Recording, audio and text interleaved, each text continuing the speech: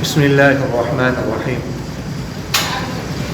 نحمده ونصلي على رسوله الكريم اما بعد فاعوذ باللہ من الشیطان الرجیم بسم اللہ الرحمن الرحیم. اللہ تعالیٰ کے فضل و کرم سے انشاءاللہ آج سے درس قرآن کا آغاز ہو رہا ہے. انشاءاللہ العزیز ہر جمعے کو نماز مغرب کے بعد انشاءاللہ قرآن پاک کا درس ہوا کرے گا. قرآن پاک کی تفسیر کا درس ہوگا تو مرد حضرات اور اسی طرح خواتین اس میں شرکت کر سکتی ہیں. خواتین کے لیے بھی انتظام ہے اندر اور مرد حضرات کے لیے بھی ہے. تو آج انشاءاللہ تعالی ہم مختصراً کچھ ابتدائی باتیں اور اسی طرح سورہ فاتحہ کے حوالے سے گفتگو عرض کریں گے. دیکھیے گا اللہ تعالیٰ نے انسان کو اس دنیا میں بھیجا ہے آزمائش کے لیے. یہ دنیا آزمائش کی جگہ ہے. انسان مختلف آزمائشوں سے گزرتا ہے روزانہ، ہر لمحہ، ہر مرحلے. اللہ تعالیٰ نے انسان کو اس دنیا میں بھیجا ہے.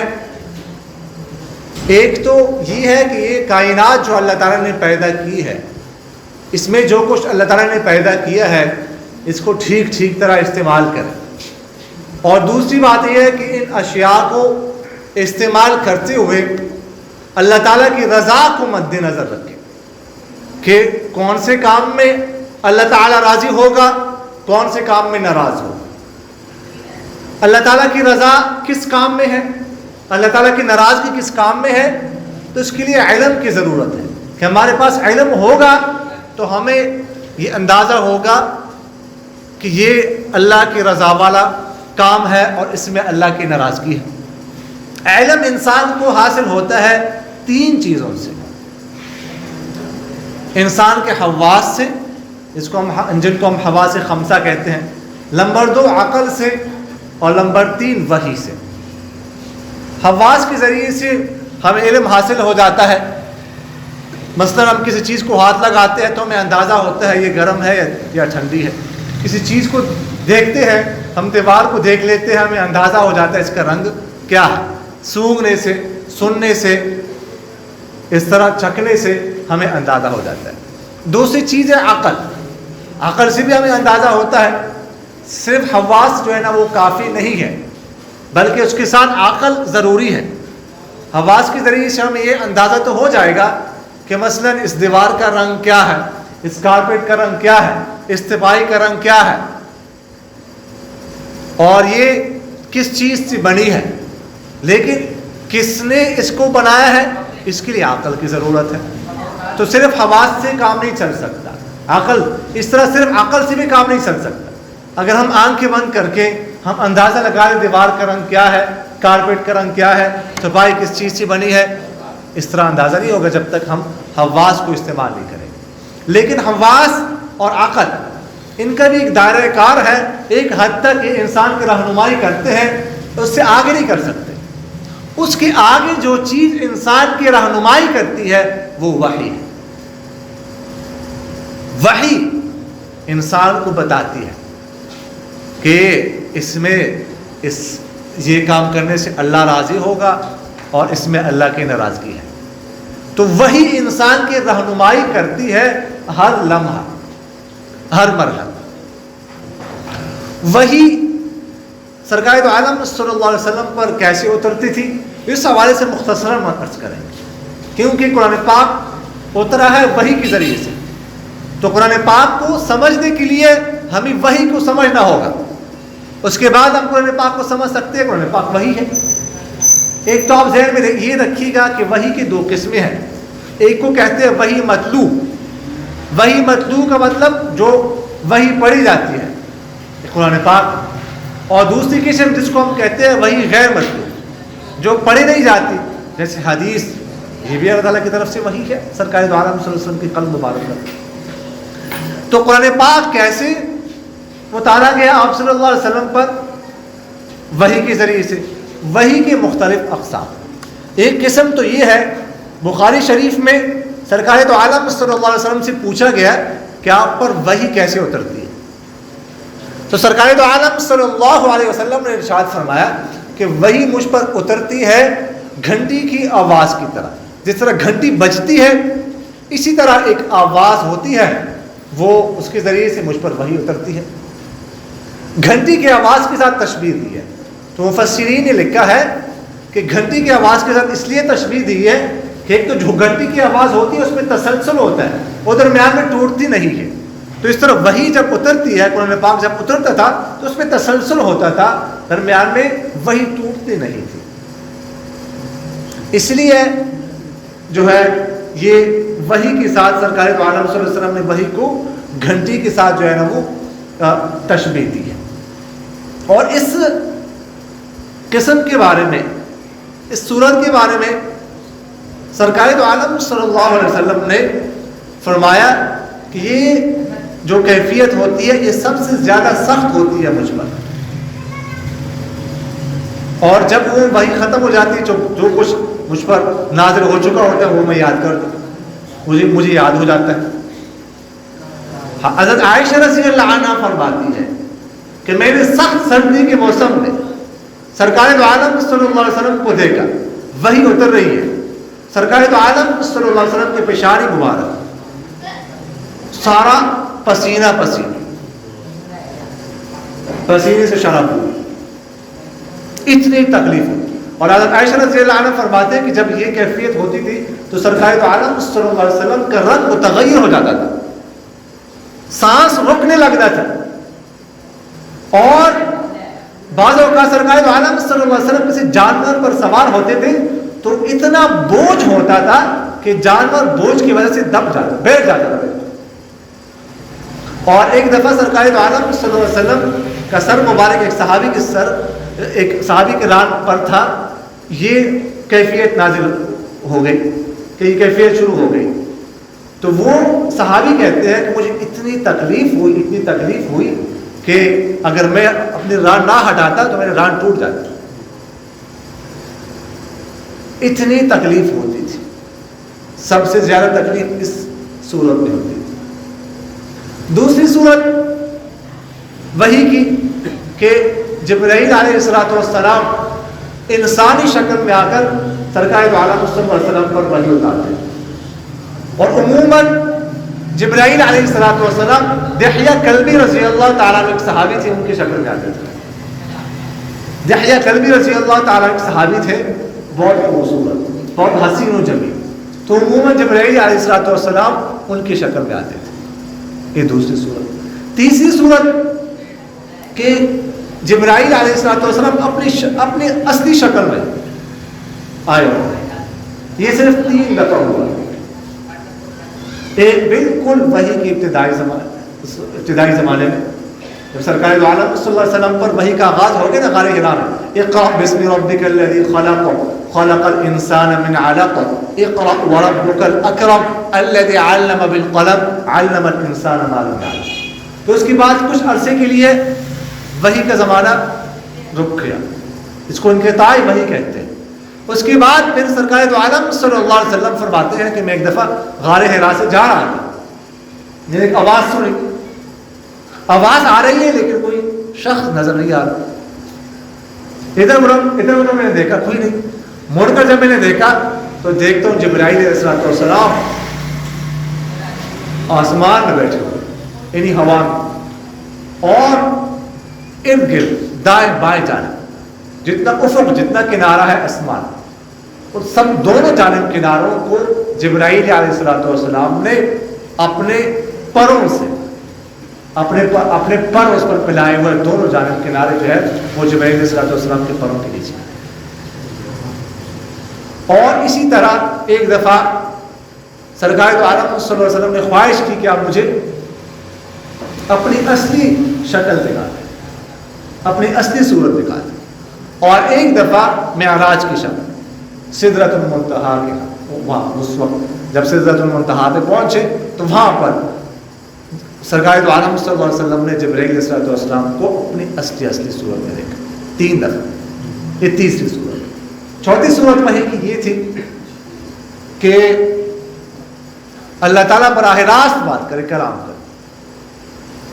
سرکار دو عالم صلی اللہ علیہ وسلم سے، یہ 2 دفعہ ہوا ہے، ایک بیداری میں اور ایک خواب میں۔ بیداری میں معراج کی شب، جب سرکار دو عالم صلی اللہ علیہ وسلم میں لامکان پہنچے، اللہ تعالیٰ سے ملاقات ہوئی، اس وقت براہ راست کلام یہ وحی، اور ایک دفعہ خواب میں براہ راست کلام، یہ 4تھی صورت۔ اور 5ویں صورت یہ کہ دل میں بات ڈالی، جس کو نفث الروح کہتے ہیں، دل میں سرکار دو عالم صلی اللہ علیہ وسلم کے دل میں بات ڈالی جائے، تو یہ بھی ایک وحی کی قسم ہے۔ تو یہ وحی کی اقسام، مختلف طریقوں سے وحی سرکار دو عالم صلی اللہ علیہ وسلم پر نازل ہوتی تھی۔ تو یہ تو وحی۔ اب آگے جو ہے نا ہم اس کو شروع کرنے لگے ہیں تفسیر کو، تو آپ نے دیکھا ہوگا کہ قرآن پاک کے شروع میں جو صورت ہے اس کو سورہ فاتحہ کہتے ہیں۔ جب ہم قرآن پاک کھولتے ہیں تو جو ہمیں صورت نظر آتی ہے اس کو شروع میں لکھا ہے وہ سورۃ الفاتحہ۔ سورۃ الفاتحہ کے کئی نام، بعض مفسرین نے لکھا ہے کہ 25 نام۔ اس کو فاتحۃ الکتاب بھی کہتے ہیں، اس کو فاتحۃ القرآن بھی کہتے ہیں، اس کو ام الکتاب بھی کہتے ہیں، اس کو ام القرآن بھی کہتے ہیں، اس کو السبع المثانی بھی کہتے ہیں، اس کو سورۃ الشفا بھی کہتے ہیں، الشافیہ شفا دینے والی، اس کو سورۃ الحمد بھی کہتے ہیں، اس کو سورۃ الشکر بھی کہتے ہیں۔ السبع المثانی، السبع المثانی اس کو کہتے ہیں، سبع کا معنی ہوتا ہے 7 عربی میں، اس میں 7 آیتیں ہیں۔ المثانی کا معنی ہوتا ہے بار بار پڑھی جانے والی چیز، اس کو السبع المثانی اس لیے کہتے ہیں کہ سورہ فاتحہ بار بار پڑھی جاتی ہے، ہم ہر نماز میں پڑھتے ہیں، اس لیے اس کو السبع المثانی کہتے ہیں۔ اور جیسے میں نے آپ سے عرض کیا کہ سورۃ الشافیہ بھی کہتے ہیں، شفا دینے والی۔ حدیث شریف میں آتا ہے کہ سورہ فاتحہ ہر بیماری کے لیے شفا ہے، جو بھی بیماری، سر میں درد ہے، آنکھ میں درد ہے، کان میں درد ہے، اس طرح جو ہے دانت میں درد ہے، ہاتھ میں درد ہے، اس طرح کسی اور جگہ میں درد ہے، جسم میں کسی بھی جگہ میں درد، سورہ فاتحہ پڑھی جائے، لیکن یقین کے ساتھ، یہ نہیں کہ یہ میں سے اوپر نہیں، یقین ہو کہ تکلیف ختم ہوگی انشاءاللہ العزیز، پڑھیں گے ختم ہوگی۔ اس طرح سانپ نے ڈس لیا، بچھو نے ڈس لیا، کسی اور موذی جانور نے ڈس لیا، سورہ فاتحہ پڑھے اللہ تعالیٰ شفا دے۔ مشہور واقعہ ہے بخاری شریف میں، تقریباً بخاری شریف میں 22 دفعہ یہ واقعہ آیا، بخاری شریف میں، صرف بخاری شریف میں 22 دفعہ۔ وہ کون سا واقعہ ہے؟ وہ یہ واقعہ ہے کہ صحابہ ایک دفعہ گئے ہوئے تھے ایک علاقے میں، تو وہ بستی والوں سے انہوں نے کہا کہ ہمیں کچھ ہمارا اکرام کر دو، کچھ ہماری ضیافت کر دو، کچھ کھانے کے لیے دے دو۔ انہوں نے انکار کر دیا، نہیں، یعنی وہ مسلمان نہیں تھے، غیر مسلم، انکار کر دیا۔ تو خیر صحابہ کہ جو جماعت تھی ایک دفعہ ایک سائڈ پہ چلے گئے، وہاں بیٹھے ہوئے تھے بھی، جا رہے تھے کہ اسی اسنا میں جس جو بستی تھی اس کے سردار کو بچھو نے ڈس لیا۔ اب کیا کیا جائے؟ تو آپس میں مشورہ کیا کہ وہ جو لوگ ہیں نا لگتے تو نیک ہیں، چلو ان کے پاس جاتے ہیں، شاید ان کے پاس کوئی علاج ہو۔ تو انہوں نے ان کے پاس گئے، ان سے کہا کہ اس طرح سردار کو بچھو نے ڈس لیا ہے، تو آپ کچھ دم درود۔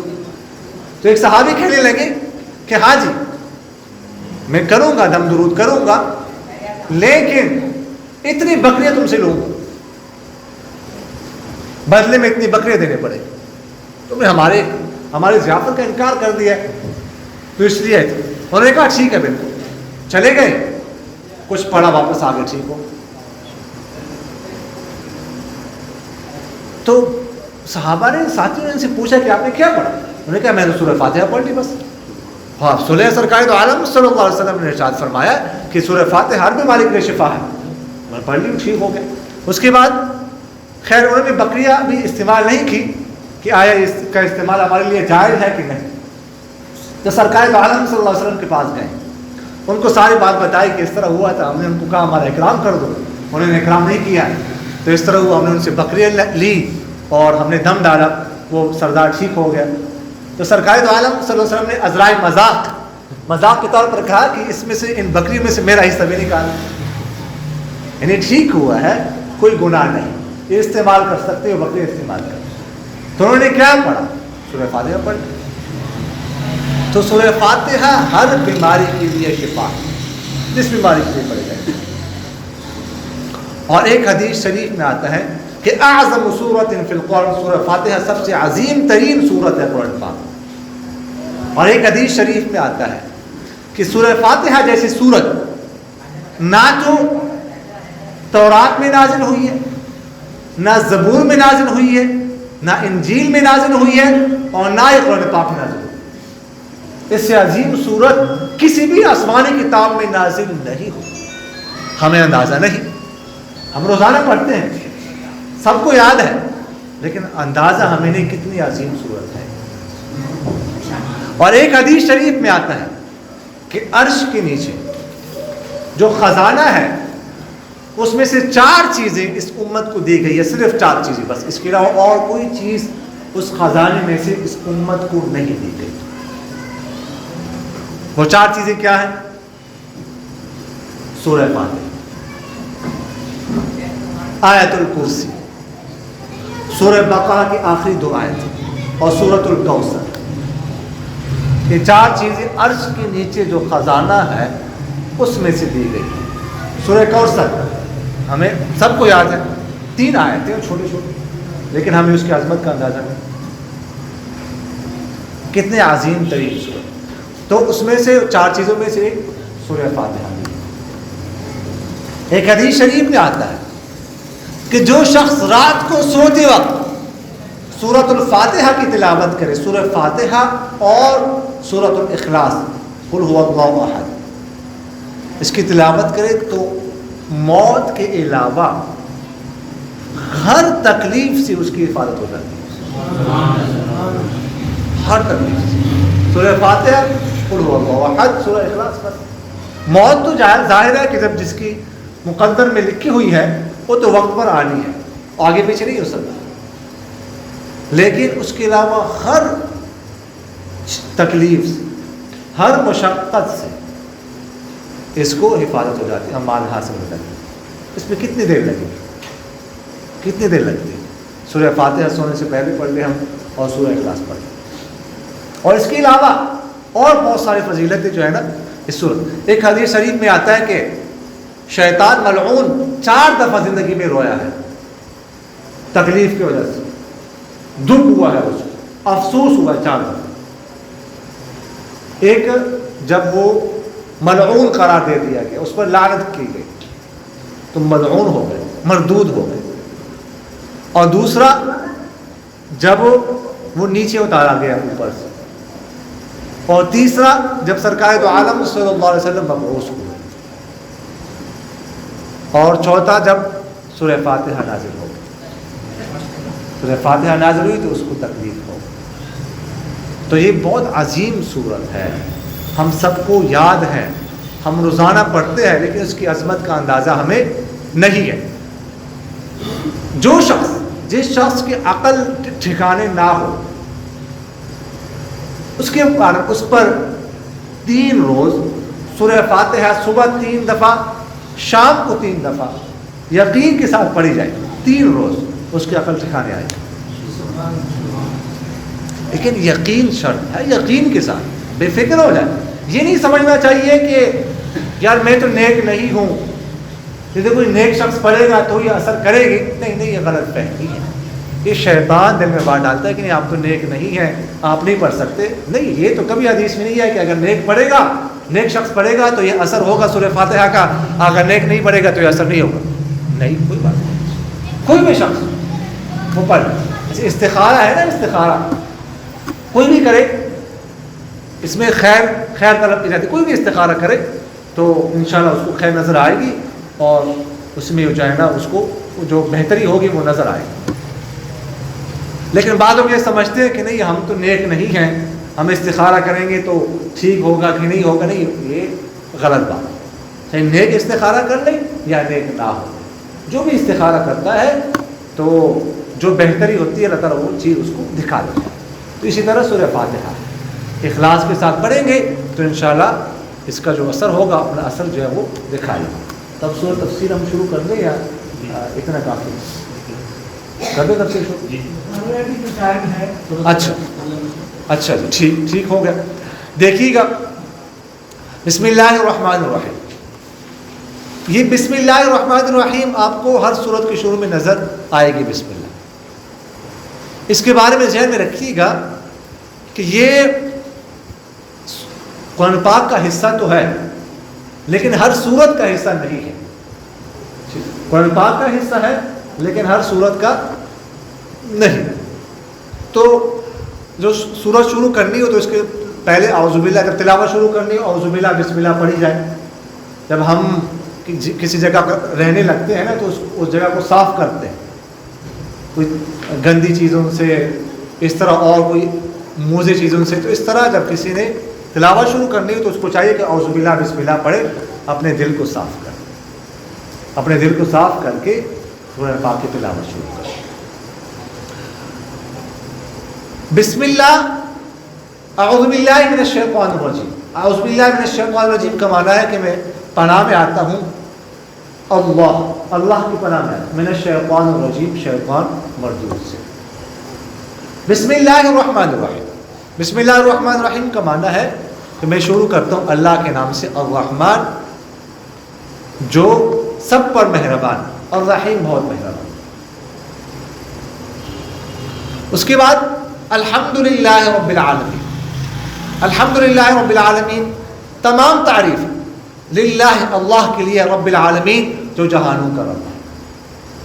الحمدللہ تمام تعریف، جتنی تعریفیں آج تک کی گئی ہیں یا جو جتنی تعریفیں کی جا رہی ہیں یا قیامت تک جتنی تعریفیں کی جائیں گی ان سب تعریفوں کا مستحق کون ہے؟ اللہ. اور مفسرین نے لکھا ہے کہ اللہ کی جو تعریفیں کی جاتی ہیں اس کا مستحق تو اللہ ہے ہی، جو بندوں کی تعریفیں کی جاتی ہے وہ بھی اصل میں اللہ کی تعریف ہے. اس لیے کہ اگر بندوں کی ہم تعریف کریں گے، کسی بندے کی تعریف ہم کر رہے ہیں کسی کمال کی وجہ سے کریں گے تو کمال اس میں کس نے پیدا کیا؟ اللہ. تو وہ اصلا جو بندے کی تعریف ہے اصلا وہ بھی اللہ کی، اس کا مستحق بھی اللہ. قیامت جتنے بندوں کی تعریفیں کی گئی ہیں آج تک اور آج جو کی جا رہی ہے دنیا میں، قیامت تک جتنے بندوں کی تعریفیں کی جائیں گی ان سب کا مستحق کون ہے؟ اللہ. رب رب، یہ رب دو معنوں کے لیے استعمال ہوتا ہے. ایک رب کا معنی ہے مالک اور دوسرا رب کا معنی ہے پالنہار، پالنے والا. تو اللہ تعالیٰ ہمارا مالک بھی ہے اور اللہ تعالیٰ ہمیں پالنے والا بھی ہے. العالمین جو جہانوں کا رب ہے. اب یہاں پر سوچنے کی بات یہ ہے کہ یہ اللہ تعالیٰ نے جہانوں کا یہ جمع کیوں استعمال کیا؟ جہانوں کا رب ہے، یہ کیوں نہیں کہا رب العالم؟ جہان کا رب ہے. جہان تو ایک ہے، جہاں پر جمع کا لفظ کیوں لائے؟ جہانوں کا رب ہے. یہ سوال پیدا ہوتا ہے کہ نہیں کہ جہانوں کا رب ہے یہ کیوں کہا؟ تو یہ ذہن میں رکھیے گا کہ جہان ایک نہیں. انسانوں کا جہان اور ہے، جانوروں کا جہان اور ہے، دنیا اور ہے، آخرت اور ہے، نیچے اور ہے، اوپر اور ہے. بعض حضرات نے لکھا ہے کہ جہانوں کی تعداد 80,000 ہے. 40,000 خشکی میں اور 40,000 سمندر بری میں، اور بعد 18,000. کتنی مخلوق ہے یہ ہمیں نہیں اندازہ. بعض حضرات نے کہا ہے کہ یہ ہم اندازہ لگا ہی نہیں سکتے. وَمَا يَعْلَمُ جُنُودَ رَبِّكَ إِلَّا، وَمَا يَعْلَمُ جُنُودَ رَبِّكَ، آپ کے رب کی لشکر صرف اللہ جانتا ہے.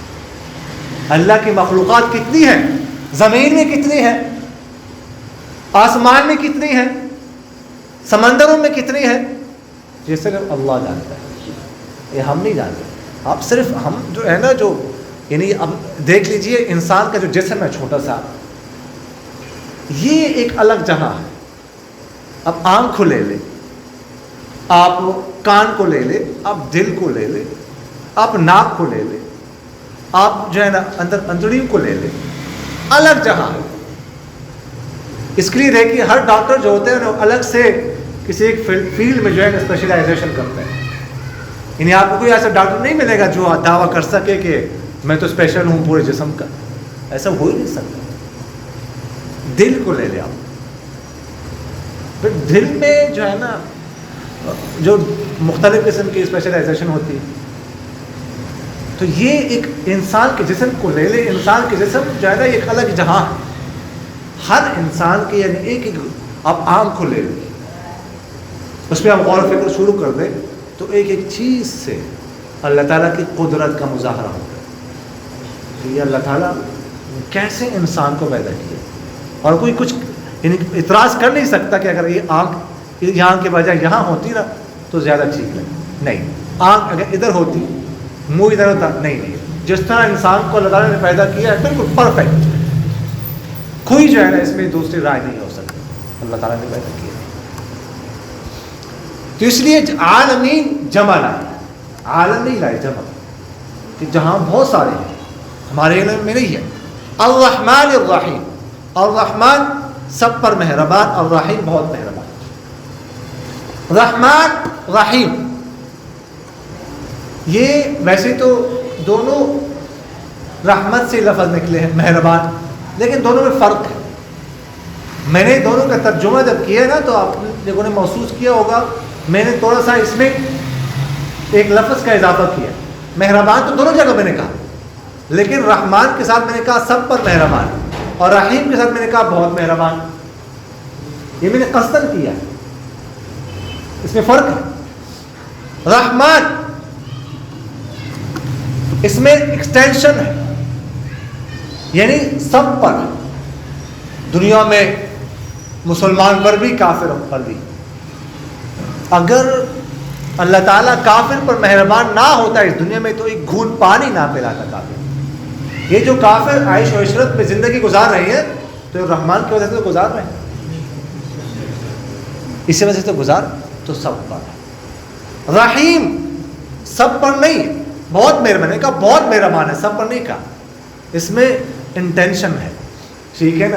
یعنی آپ اس کو بلکہ یہ کہہ سکتے ہیں کہ یہ انٹینسو ہے کہ جن پر ہے ان پر بہت زیادہ. آخرت میں اللہ تعالیٰ مہربان ہوگا صرف مسلمانوں پر, کافروں پر نہیں, لیکن ہوگا بہت زیادہ, ہوگا بہت زیادہ. تو اس لیے بعض تفسیروں میں لکھے ہو یا رحمان الدنیا و رحیم الآخرہ, کہ اے دنیا کی رحمان آخرت کی رحیم. دنیا میں مخصوص لوگوں پر اللہ تعالیٰ مہربان ہوگا لیکن ہوگا بہت زیادہ. یہاں پر سب پر ہے, کافروں پر بھی ہے اور مسلمانوں پر بھی ہے. آخر اگلی آیت ہے مالک یوم الدین, جو مالک ہے جزا کے دن کا. مالک یوم الدین, مالک ہے جزا کے دن کا. دین کا معنی بدلہ, جزا, آخرت کے دن کا مالک. آخرت میں ایک ایک کو بدلہ دیا جائے گا. انسان نے کیا اعمال کیے ہیں ان کا بدلہ ملے گا. وحصل ما فی الصدور, جو کچھ سینوں میں ہے وہ سارا باہر آ جائے گا. جو ڈیٹا اندر ہے, ڈیٹا یہاں پہ ہم نے چھپایا ہوا ہے, ٹھیک ہے, وہ سارا باہر آ جائے گا. وہاں پہ ہم یہاں پہ کچھ چھپا نہیں سکتے. اسکین ہوگا یہاں پہ, ٹھیک ہے, ہمارا سارا جسم ایک ایک چیز باہر آ جائے گی. کیا ہم نے چھپایا ہوا ہے؟ اچھی چیز چھپائی ہوئی ہے, کسی کے لیے خیرخواہی چھپائی ہوئی ہے, یا کسی کے لیے بدخواہی چھپائی ہوئی ہے. کوئی نیک ارادہ ہے, بد ارادہ ہے, تو یہ سب کچھ باہر آئے گا. ایک ایک چیز کا بدلہ دیا جائے گا. مالک اکثر جو ہے قرات سبا میں سے تقریباً اکثر قرات میں ملک یوم الدین ہے, اور ملک میں مبالغہ زیادہ ہے مالک سے. اس لیے بعض علماء کا معمول یہ ہے کہ وہ جب پڑھتے ہیں نماز تو ایک رکعت میں ملک یوم الدین پڑھتے ہیں, دوسرے میں مالک یوم الدین پڑھتے ہیں, تاکہ دونوں قراتوں پر عمل ہو جائے. یہ مالک یوم الدین کم قرات ہے, ایک آل قرات میں بس, باقی سب میں ملک یوم الدین.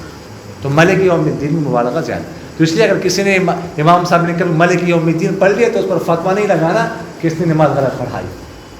اور ٹھیک ہے، مالک یوم الدین ٹھیک ہے.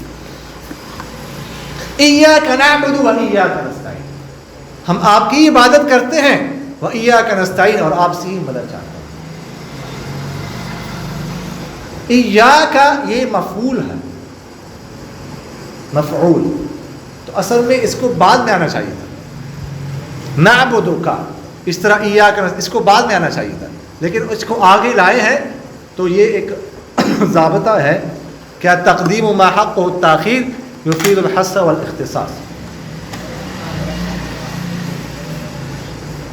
کہ جو چیز جس کا جو ہے وہ حق بعد میں لانے کا ہو، اس کو آگے لایا جائے تو اس سے حصر پیدا ہو جاتا ہے. یہ میں نے ترجمہ کیا، ہم صرف آپ کی عبادت کرتے ہیں. ہم یہ ترجمہ کرتے ہیں، ہم آپ کی عبادت کرتے ہیں، یہ نہیں ہم آپ کی عبادت کرتے ہیں، یہ ترجمہ پرفیکٹ نہیں ہے. ہم صرف آپ کی ہی عبادت کرتے ہیں، وَإِيَّاكَ نَسْتَعِينُ، اور صرف آپ سے مدد چاہتے ہیں. صرف آپ اگر یہ ترجمہ کریں کہ ہم آپ سے مدد چاہتے ہیں تو ترجمہ پرفیکٹ نہیں.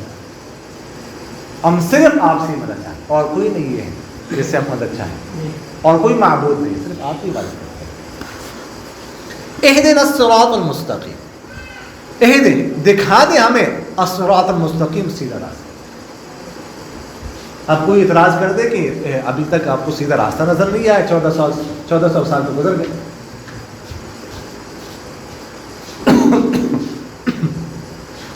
ایک ہندو پنڈت گزرا ہے نا، اس نے قرآن پاک کا اعتراضات کی ہیں، 114 اعتراضات شروع سے لے کر آخر تک. اس میں یہ اعتراض کیا کہ مسلمانوں کے 1400 سال 13.5 اس وقت 1300 سال گزرے تھے، ابھی تک سیدھا راستہ ہی ان کو نہیں ملا. ہر نماز میں یہ کہتے ہیں ہمیں سیدھا راستہ دکھا دے، تو سیدھا راستہ ان کو نظر آیا نہیں.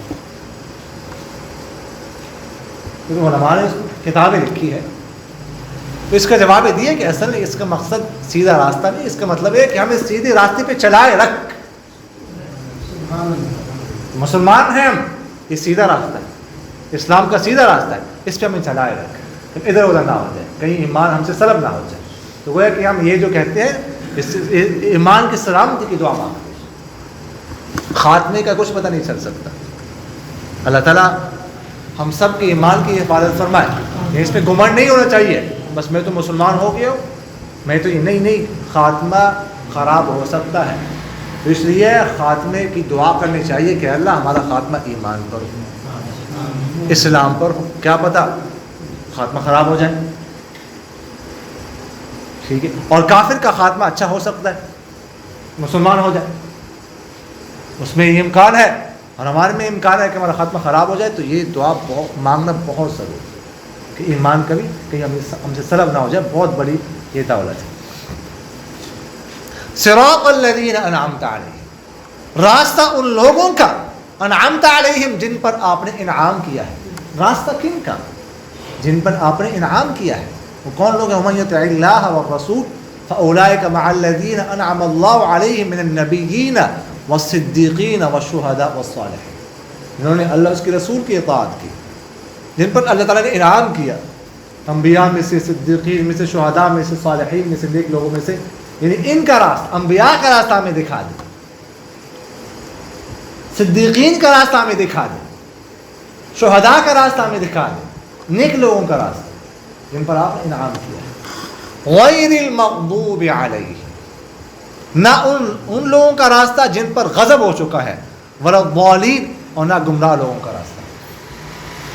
غیر المغضوب علیہم سے مراد یہودی ہیں جن پر اللہ کا غضب ہو چکا ہے، جنہوں نے اللہ کو ناراض کیا، اللہ کا غضب ہے ان پر، تو ان کے راستے سے ہمیں بچا. ولا الضالین، اور نہ گمراہ لوگوں کا راستہ. گمراہ لوگوں سے مراد عیسائی ہے. یعنی اے اللہ ہمیں یہودیوں کے راستے بھی بچا، یہودیوں کے راستے سے بھی بچا لے، عیسائیوں کے راستے سے بھی بچا لے. جو نیک لوگوں کا راستہ ہے اس پہ ہمیں چلائے گا. اچھا، مسلم شریف میں ایک حدیث ہے، بڑی پیاری حدیث ہے، بڑی زبردست.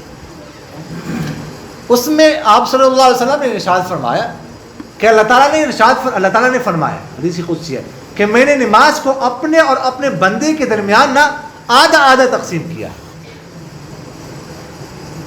جب بندہ کہتا ہے الحمدللہ رب العالمین، تو اللہ تعالیٰ فرماتی ہے حمدنی عبدی، میرے بندے نے میری تعریف کی. جب کہتا ہے الرحمن الرحیم تو اللہ تعالیٰ فرماتے ہیں اثنا علی عبدی، میرے بندے نے میری بڑائی بیان کی. جب بندہ کہتا ہے مالک یوم الدین تو اللہ تعالیٰ فرماتے ہیں مجدنی عبدی، میرے بندے نے میری بزرگی بیان کی. اور جب بندہ کہتا ہے ایاک نعبد و ایاک نستعین تو اللہ تعالیٰ فرماتے ہیں ھذا بینی و بین عبدی، یہ میرے اور میرے بندے کے درمیان ہے، اور جو وہ سوال کرے گا اس کو ملے گا. میرے اور میرے بندے کے درمیان کا کیا مطلب؟ دیکھیے گا اس آیت میں ایاک نعبد و ایاک نستعین میں ایک جو بندہ اپنی جو ہے نا وہ بندگی کا اظہار کرتا ہے کہ میں صرف آپ کی عبادت کرتا ہوں اور میں صرف آپ سے مدد چاہتا ہوں. اپنی بندگی کا اظہار، اپنے عاجزی کا اظہار کہ میں صرف دامن آپ کے سامنے پھیلاتا ہوں، ہاتھ آپ کے سامنے پھیلاتا ہوں. آپ نے میری جھولی بھرنی ہے، آپ نے میرے ہاتھوں کو بھرنا ہے. اور ایک تو یہ اس نے بندہ اس لیے اللہ تعالیٰ نے فرمایا کہ میرے بندے کے، ایک تو بندے کے درمیان اور میرے درمیان کا کیا مطلب کہ ساتھ ساتھ وہ یہ بھی اظہار کر رہا ہے کہ عبادت کے لائق صرف آپ ہیں، معبود صرف آپ ہیں. دنیا میں کوئی اور معبود نہیں، کوئی اور عبادت کے لائق نہیں، اور مدد صرف ہم آپ سے چاہتے ہیں، صرف آپ ہی مدد کر سکتے ہیں، کوئی اور نہیں. تو اس لیے اللہ تعالیٰ نے فرمایا ھذا بینی و بین عبدی، یہ میرے اور میرے بندے کے درمیان. اور پھر فرماتے ہیں کہ جب اہدنا الصراط المستقیم صراط الذین انعمت علیہم غیر المغضوب علیہم ولا الضالین، جب یہ پڑھتا ہے تو اللہ تعالیٰ فرماتے ہیں کہ میرا بندہ جو مجھ سے مانگے گا اس کو ملے گا. میرا سب کچھ میرے بندے کے لیے ہے. کتنی عظیم بات. سورہ فاتحہ پڑھنے پہ میرے خیال میں 30 سیکنڈ بھی نہیں لگیں گے، 1 منٹ بھی نہیں لگتا، لیکن کتنے بڑے انعام سے انسان کو نوازا جاتا ہے اس کا اندازہ ہمیں نہیں. روزانہ ہم پڑھتے ہیں. تو اس کے بعد اس لیے والضالین کے بعد آمین پڑھنا چاہیے. آمین، آمین پڑھنی چاہیے. آمین کا معنی ہوتا ہے استجب، اے اللہ تو قبول کر. یہ جو ہم نے دعا مانگی یہ ساری دعا ہے. تو استجب، آمین، استجب، ہم نے دعا مانگی ہے، اس دعا کو آپ اپنی بارگاہ میں قبول کیجیے. تو ساتھ یہ آمین بھی آخر میں پڑھنے چاہیے. اقول قولی ھذا استغفر اللہ لی ولکم ولسائر المسلمین فاستغفروہ انہ هو الغفور الرحیم.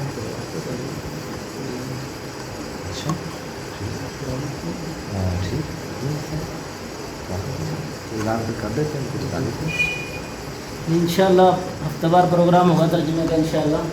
استاد جی کی شفقت ہے، ہمیں ٹائم دیا انہوں نے، اور آپ لوگ بھی بہت مہربانی ہے، آپ ہی تشریف لائے. تو کوشش کرنا ہے انشاءاللہ اتوار والے میں کوشش کیا رہے ہیں تاکہ اسکول والوں میں چھٹی ہوتی ہے کہ آدمی وغیرہ پوچھ لیں. اتوار صحیح ہے یا جمعہ کا دن؟ کوئی پرابلم تو نہیں کسی کو؟ خواتین کے لیے بھی جمعہ کا دن ٹھیک؟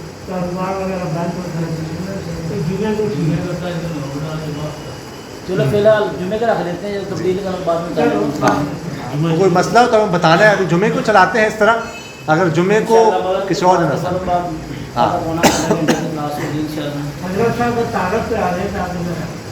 جامعہ اسلامیہ امدادیہ کے استاد ماشاء اللہ مفتی صاحب تعلق بیٹھتے ہیں اور پشتوں میں آپ بات کر لیں. اچھا ماشاء اللہ، بہت خوشی ہوئی جی آپ حضرات تشریف لائیں. تو مغرب کی نماز ادھر پڑھ لیا کریں جمعے کے دن، مغرب کے فوراً بعد ہم انشاءاللہ شروع کیا کریں گے.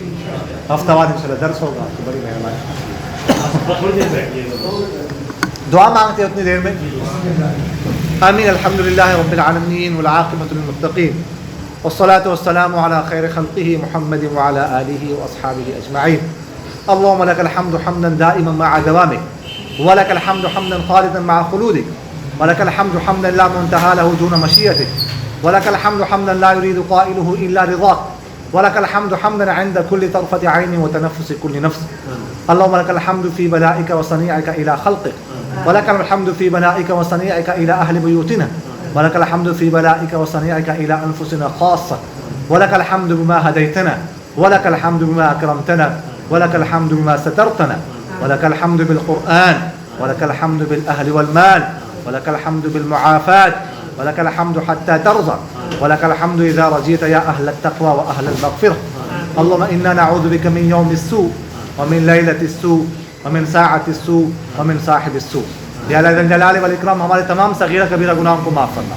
یا اللہ ذی الجلال والاکرام یہ جو ہم نے پڑھا ہے سنا ہے اس کو اپنی برگاہ میں قبول فرما. یا اللہ ذی الجلال والاکرام جو درس قرآن کا سلسلہ آج سے شروع ہوا ہے اس کو اپنی برگاہ میں قبول فرما. یا اللہ ذی الجلال والاکرام ہمیں توفیق عطا فرما, ہمیں اخلاص عطا فرما. یا اللہ ذی الجلال والاکرام جو ہم نے سلسلہ شروع کیا ہے اس کو پورے عالم میں پھیلا دیجیے, اخلاص کے ساتھ پھیلا دیجیے. یا اللہ ذی الجلال والاکرام اس علاقے پر اپنی خاص و فضل و کرم فرما, اپنی خاص رحم فرما. جن حضرات نے اس درس میں شرکت کی ہے یا اللہ ذی الجلال والاکرام ان سب کو قبول فرما. یا اللہ ذی الجلال والاکرام ہم سب کو نیک کام کرنے کی توفیق عطا فرما, گناہ سے بچنے کی توفیق عطا فرما. یا اللہ ذی الجلال والاکرام ہمیں اپنے حقوق پہ ادا کرنے کی توفیق عطا فرما, اپنی مخلوق کے حقوق پہ ادا کرنے کی توفیق عطا فرما. سبحان ربک رب العزة عما یصفون وسلام علی المرسلین والحمد للہ رب العالمین. آمین یا رب العالمین برحمتک. بہت شکریہ سر. انشاءاللہ ہر جمعہ پھر ہر جمعہ انشاءاللہ مغرب کی نماز کو پڑھوں گا.